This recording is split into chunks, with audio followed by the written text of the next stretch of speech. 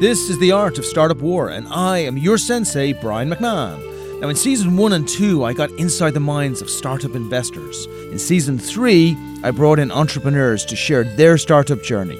Here, in Season 4, we combine both, so you can hear investors critique the investment value proposition of individual companies. You're going to hear how investors make decisions to invest in startups, what makes a great entrepreneur, and how billion-dollar companies are built. So tune in every Tuesday, 10 a.m. on all the major platforms. You can empower your tribe by sharing the podcast, and remember to subscribe, rate, review, and leave us a comment.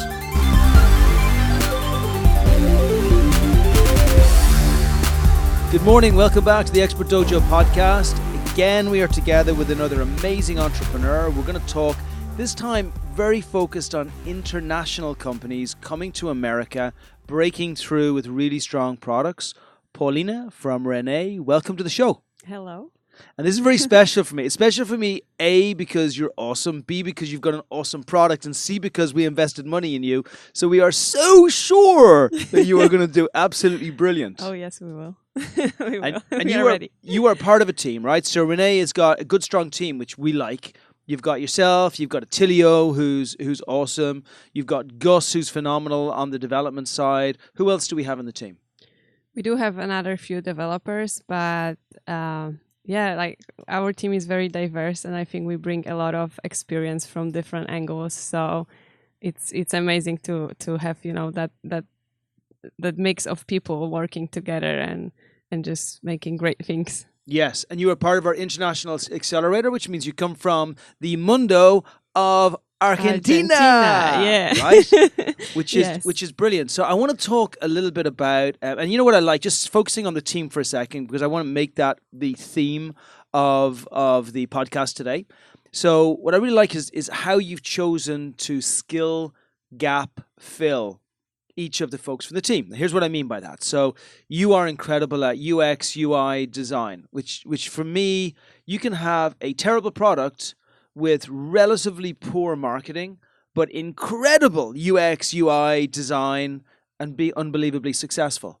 But it's very hard to have a great product with terrible UX, UI and design, which cannot be make that successful, right? So Yeah. I see UX and UI and design, and what we feel is with human-centered design as almost the most important thing in any product. Whatever company nails it and gets it right has got a much better chance of being successful. Yeah. So I love the fact that you, as that person, are the one who's on the podcast. So of all of the other partners out there, you are the most important.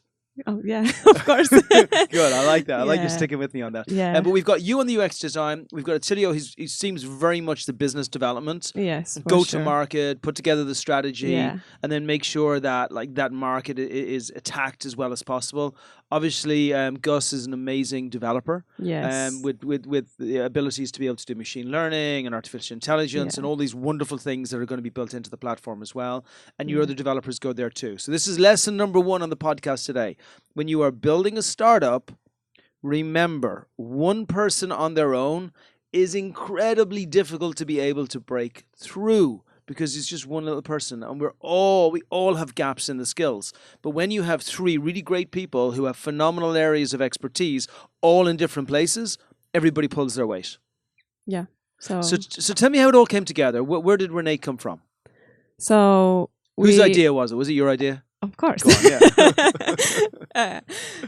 So we all travel a lot, and we realized that accessing travel medical insurance is very difficult. So, we put together our minds and came up with the solution for travelers to be able to access medical services abroad. So medical service is a funny thing, because none of us think, especially me, I'm invincible forever. Yeah. Nothing has ever happened to me. Nothing will ever happen to me. And even though I feel I'm the only person in the world who thinks like this, I'm guessing there are other people out there. But am I wrong? No, you are totally right. But, I only this morning I went to GoFundMe page, and I found thousands of people asking for money and fundraising money because they got sick abroad and they are not able to afford the care that they need. Wow. And And I like how you did that, by the way. You told me I was totally right, and then you just proved to me how I'm totally wrong. yeah, Yeah. well, because you are right. Every time we encounter, like, even if it doesn't happen to you, it does happen to either your friend or a family member traveling abroad. Like, we travel a lot for business, and it happened a lot that we had to actually access medical services, and it was a pain in the ass. Like, we had a really big, it's just not. It's horrible, right? Yeah, it's hard. Horrible. It's like language barriers in everything. So and it's really funny now that we're talking about this because, and by the way, for everybody listening, this is where the importance of your product fit comes in on a company. Is like, do I have a solution which is a paper cut solution, i.e. I could put a little plaster and it goes away, or even if I don't put a plaster, it will still go away, or is it my finger has been chopped off a solution? Now, at first glance, at something like Rene, which is providing not just travel insurance, but a way higher level, which includes telehealth and then also includes what they call care insurance, which is taking care of your well-being too, and you're going to find out afterwards. At first glance, you might think like me, oh, nothing's going to happen to me. However, here's a couple of really interesting stats to throw on top of what Paulina just said there. The number one cause of bankruptcy in America is sickness and health. Something has gone wrong. Now, and if we think it's daunting to actually deal with our health insurance at home, you're right. When you go to Mexico or when you go to Argentina or you go to Russia or you go to anywhere, having to deal with the hospitals in that place, when you're dealing with a lot of people in a different language and you don't know who to call and you're trying to get through, even if you have insurance, you're trying to get through to some random 800 line back home, it is incredibly difficult. Yeah, and I think also that's where the telehealth comes in because, sometimes something happens to you and it's not necessary that you need to go to the doctor, but you don't have any other option abroad. So you actually do have to go to the hospital and pay the bill. And what we are doing, we are enabling travelers to just have it in your pocket, that if you have a headache, you don't really need to go to the doctor. You can just talk to someone from home in your language that will tell you kind of what to do, how to proceed in situations like that. Yeah, and telehealth is actually one of the biggest rising trends within healthcare right now, and with what we call insurtech. And insurtech is a massively hot space for investors to put money into, but actually finding ways to reduce the cost by maximizing the use of doctors rather than continually having to have visits is huge. And then also, if you think about it, even my kid, if I bring him over to another country, his immune system is not used to what he's going to encounter there, at least for the first week or 2 weeks. So your chances of actually getting sick are way, way, way higher. But I also like how you kind of did it in phases. Your first phase was, hang on, it's really hard to get healthcare insurance for traveling abroad. There's not many solutions, and the solutions are super clunky, and they don't drive you to what's the best solution. They just give you a mismatch of just crappy and random solutions, right? And then you're like, okay, cool. Now that we know people need insurance and they should get it, and they're nuts if they don't get it, why don't we make it easier for people by actually having them access to telehealth? So it's as simple as going on your phone into the Rene app. The telehealth comes up. You get a video call with the doctor. You look at the doctor and you say, hey, doc, am I going to live? And if doc says, okay, I can go back to the swimming pool, right? Yeah. And I can come back. And then I really love the one that you layered on top, which is where the whole Rene Cares comes from, right? Yeah. Which is well-being. Explain a little bit about that to us. So for us, well-being is, you're trying to stay in shape at home, but then you go abroad and it's really hard to access gyms or when you try to meditate or yoga classes, it's very hard, and it is a part of health. So we do a holistic approach to when you travel, and we want to just give you the entire suite of services that you need to be cared for whenever you go. So this is really, really important because we've looked at why employees stay in jobs, and it's not actually money. You would think it's because, well, they earn a bunch of money, and it's not. It's because of appreciation by their employers.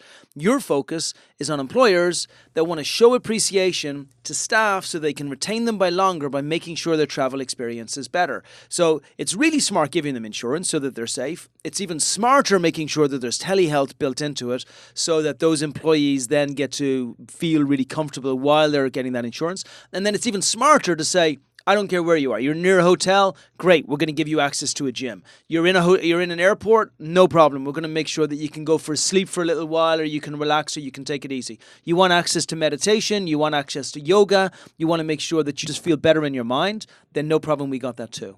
Yeah, so that's where How did I do, by the way? They're good. Yeah, very good.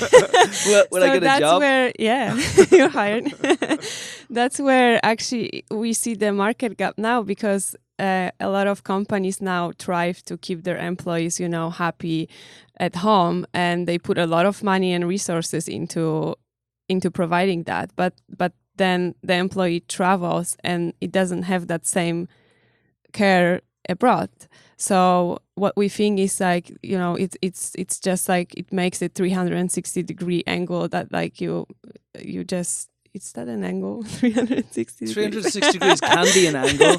By the way, if you went if you were in my math class in Ireland, there would right now be 45 other guys in the class going, it's an angle, okay? Just leave it. The teacher's fine. It's an angle. Okay. We get the idea, though, that you're covering every single aspect of it, right? And you're making sure that they're okay. Tell me a little bit about the journey of Rene from the beginning, because now you're in a great position. You have an amazing product fit. And I say that having been a part of the journey in the Accelerator, of working with you on the product fit, and I feel great about it now. I feel great about the messaging. The whole Rene Cares really speaks to a new generation of people who are looking for just more than being sold an insurance policy. You've got a beautiful UI and UX, which is what you've created on the app to make sure that the user gets this phenomenal experience. You're smiling because you're like, yeah, I'm so awesome. But it was a team effort. It can't have been easy all of the way through. So take me back to when you launched it, and when you were there, and Attilio was at the driving wheel, and Gus was there. Yeah. Like, talk a little bit about some of the challenges as a startup of getting from there to here. Yeah, I think one of the biggest challenges we had is just as an international, startup coming to the US, it's just understanding the differences of how people work here and how like what works for them, what they need, and just the product market fit. It took us quite a long time to understand and just make it work to the to the stage that we are at right now. So that was one of the biggest challenge that we had, and we've been lucky enough to be surrounded by a lot of great people who help us through that journey. So yeah. And your team hasn't changed since the beginning? No. Well, you're very fortunate. Yeah. And you're right about cultural changes, by the way. And this is a cautionary warning to any entrepreneurs who are listening to the show, is sometimes it seems, especially if you go, and obviously Argentina is not an English-speaking country, but even for me, coming from an English-speaking country to an English-speaking country, there's a feeling that, you come in, it's fine, these people are very nice, how hard can it be? It's like everything is centered in a good place. But the cultural differences and how people interact in communication is extremely important in whether a company survives or whether it doesn't. Yeah, so I think also it's important to, keep that open mind and always be open for feedback, like never get offended regarding like when someone gives you an advice, because even if it's something you don't agree with, we found out that there is always like a percentage of this that you can like transmit and improve your product upon whatever feedback you get. So it's very important to take that and just have an open mind. Like we just came into the States and we were just like very open-minded. We came with the attitude to learn and to gather all the inputs, insights that we could, and it worked out. So yeah, and then we went up to TechCrunch 2 weeks ago. Yeah, which was pretty incredible. And Attilio came up to that, and got really a first eye view as to how the company can scale and where it can go to. Where do you see the company going now? Your product fit is hit. Your app looks amazing. You're hitting the market. You've got customers already. Talk to me about, we're now in the middle of, or the end of 2019. I want you to talk to me about 2020 looks like, but I want you to talk about from the end of the year looking back. So you're saying to me, this is what we achieved in 2020. So, okay, you're on stage, it's a year's time, it's the end of 2020, you were looking back at the year and you are saying to everyone, and I've just congratulated you on having a fantastic year. So I want you to talk to me and this is for all of the investors are listening, and the investors are thinking to themselves, okay, we have this company, it's got a fantastic product fit, but it's in the really early stages. Do I invest now when I get a great valuation for the company, but I know it's a wonderful product fit, great team? Or do I wait for a year down the line when the valuation is higher? Okay, so you're saying what you're about to say with this in mind. So tell me, how was the year 2020 for you? It was great. So we got 3,000 businesses and 50,000 active users on our platform. And after that, we want to raise a Series A and just make it the only platform that anyone looks for in travel insurance in the future. And I really I like where you've gone to on that, because you've been very, very specific with the number that you're trying to get through.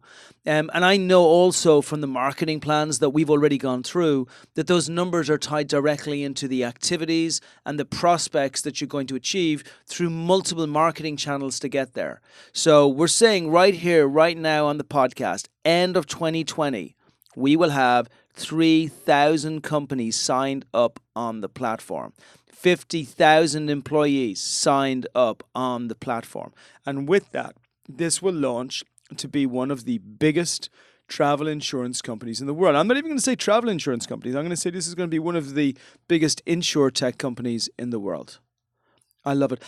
And can you give any advice or anything just on the journey that you've gone through to other entrepreneurs who are listening on things that maybe they can do to improve, to be a better entrepreneur, things that you've learned?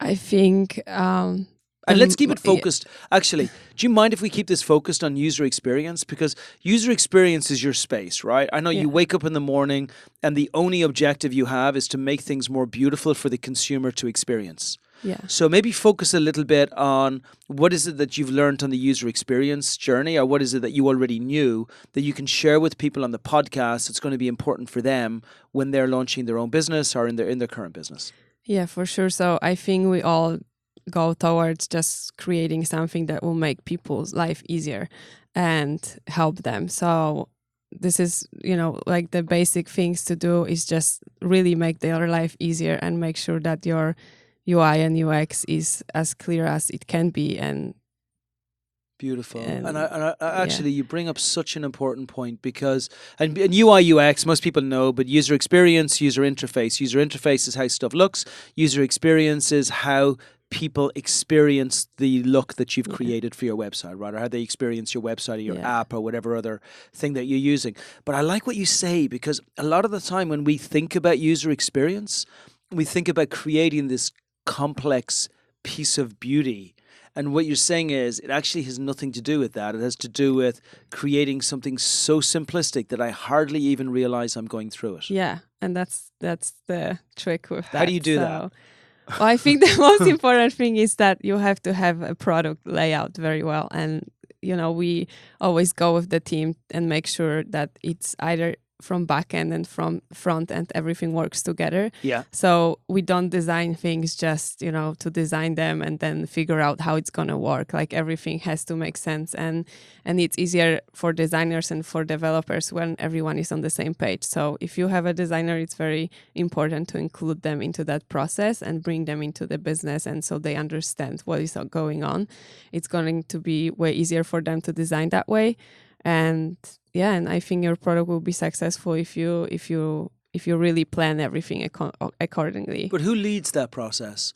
Because as a founder of a company, so I founded multiple companies, and I can tell you that I single-handedly, with great advice around me, I single-handedly built the worst user experience on the planet, right? And I did that because I'm a egotistical sociopath driver and founder of a company, right? I mean, that's because most founders of companies are so driven by their purpose and so driven by what they're creating that they have this idea of what something looks like, and the user experience is kind of an afterthought. I mean, it's part of it, but it's kind of like it's built in.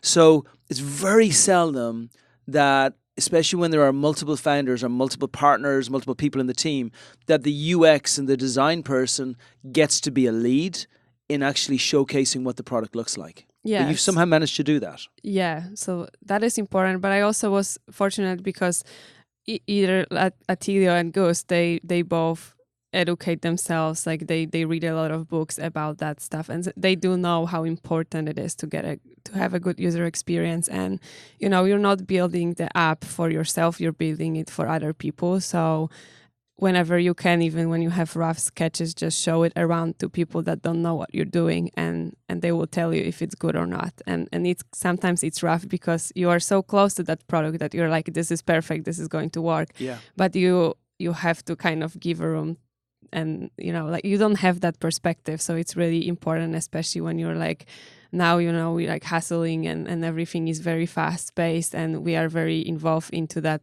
process. So we don't see some things that other people can see. So it's very important to get that feedback in the right spot, so you don't create for yourself, you create for other people. And you're getting that feedback on a regular basis right from the very beginning. Yeah, right? we try to do that. Okay, but it's so, and what you've also done, which is very nice, is you've never once mentioned the term to me, minimum viable product or basic product. You've never once said that. You've talked about betaing it, which means getting feedback from customers, but you've always strived to build the most perfect and beautiful product that you can. And I think it's something that I've always really liked about you guys and how you work and what you're building. I personally have always hated lean startup. I've always hated minimum viable products. I've always felt that it's driven entrepreneurs to putting something out which is inferior and basic and not worthy of the customer going through it. And I think beautiful human-centric experience, and as you so eloquently put it, in a very simplistic way, so that the customer just doesn't have to think and everything is so easy. Yeah, so I think is that's everything. Yeah, I think that's where maybe designer part comes in, because I wouldn't even allow them to show anything that's not, partially done or something like that. So I think, yeah, that's yeah. We had those like discussions and stuff, and like I was like, no, like this has to look good. Like it's not gonna. It has to be functional. Like people have to know what they. Even when you show it to like investors, someone who is the potential, like they have to see that it works. Like you can't just be like, oh yeah, it will work eventually. Like no, like. Is there a formula behind user experience? So for founders who are not as fortunate as Attilio and Gus to have someone like you in the team, and by the way, most founders are not. Most founders have got two people, if they're lucky. The actual 50% of them have got one person.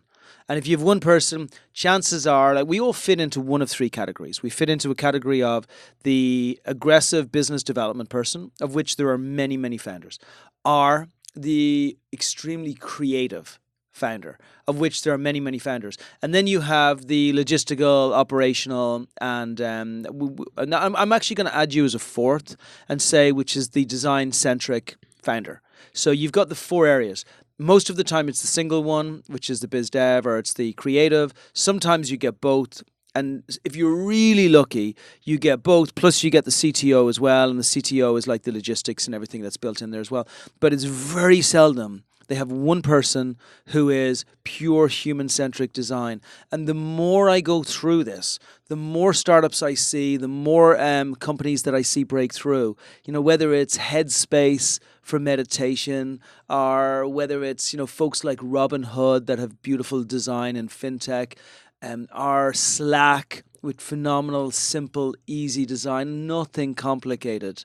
The more I feel that a person in the team with very strong human-centric design is vital. So my question is this: for all of those teams that do not have that person, what advice can you give them on how they can safeguard themselves from building a shitty user experience?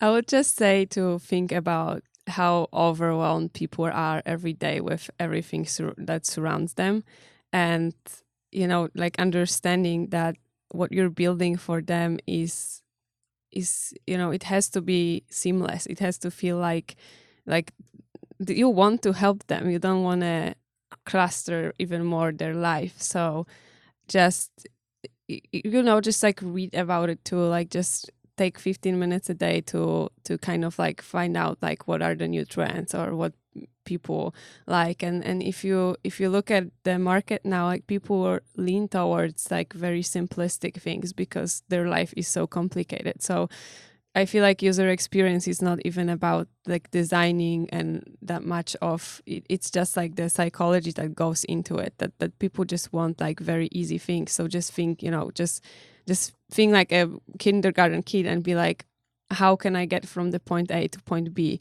And that just like changing the approach and the way you look at things will help with that process, I think. And you're talking about obviously the multiple aspects of it. You're talking about the messages.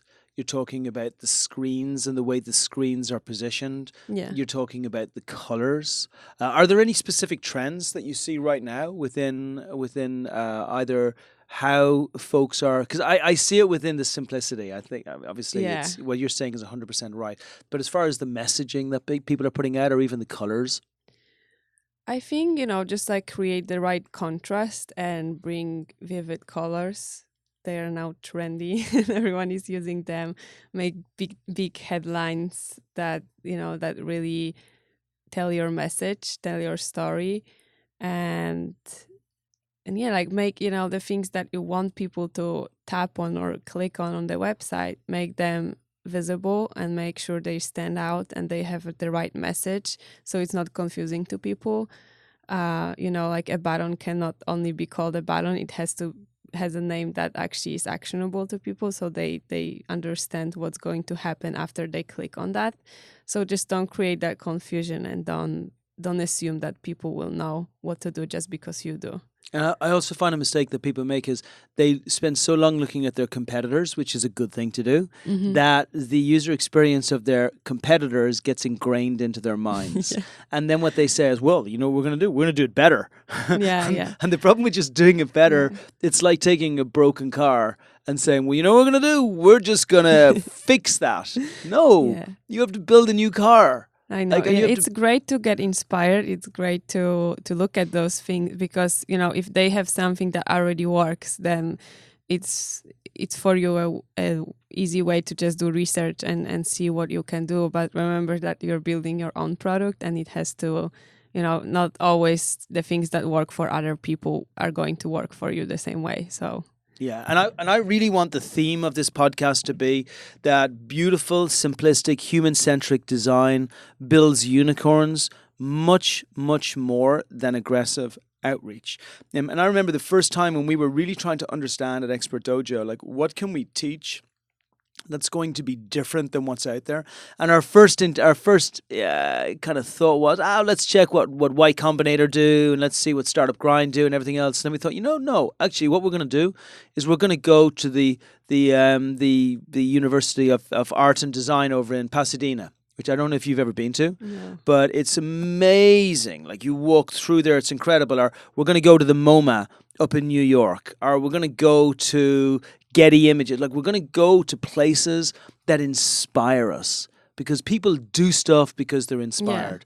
Yeah. I think it's important also to get out there and see what people do and what they drawn to. Like, it's very helpful as well. Like I said, it's just like always thinking that you're not designing for yourself, you design for other people. And when you even create the product, like, it's not for you, it's gonna be for everyone else to use. I love it. And by the way, that is the perfect place to finish on. When you design your product, it's not for you, it's for everybody else. Rene has been built for everybody else. We invested $100,000 into this company because we believe that this company is going to sail through its seed. We believe that they are going to get their 3,000 corporate users. We believe that they are going to have their 50,000 folks in those companies that are going to be using the platform. And we believe that they're going to be one of the top insurtechs companies in the country within the next 3 to 4 years. So congratulations on everything you've built. And can you share your contact details, or Attilio's contact details, or Gus's, and also the website so people can check you out and investors can find you? Yeah, of course. So just one is fine. Just whichever email is better. Yeah, Attilio. I will do Attilio, and it's gonna be Attilio at Rene.md. So it's gonna be ATILIO. Beautiful. At Rene. And Rene is nice and easy, right? Yeah, RENE. Yep. Yeah. And our website and it's is Rene.md. MD. Okay, not com. Okay. And our website is Rene.care. Okay, Rene.care. Okay, beautiful. You heard it here. Another brilliant company coming through Expert Dojo. We could not be more pleased. Paulina, thank you. You're Thank you. awesome. We're going to be watching you all the way, and so is everybody who's listening to the podcast. Yeah. And you can come to our event, right? Everybody should come to the event. So when is the event, by the way? The event is on November 6th. So November 6th. It's on the Expert Dojo website. Yep, here at Expert Dojo. Yeah. Anybody in the human resource department, any investors, of course, if you want to see the wonderful things they're doing. Anyone who's in the travel space as well, right? Yes. And anybody who's involved in just innovation within healthcare and within technology and all those wonderful things. Yep. Okay, wonderful. You heard it here. Paulina, thanks. Thank you. And that's a wrap. Thanks for joining us. If you love the podcast, please empower your circle by sharing these stories. The Art of Startup War is brought to you by Expert Dojo. And remember, we invest in startups, $50,000 checks. Make sure you apply on our site if you are one of those great entrepreneurs looking to bring your company to the next level. As far as the Art of Startup War is concerned, we are back every single Tuesday at 10 a.m. So remember, check out the new episodes. If you want to find out what the investors think, check out season 1 or 2. But make sure you join us every single week.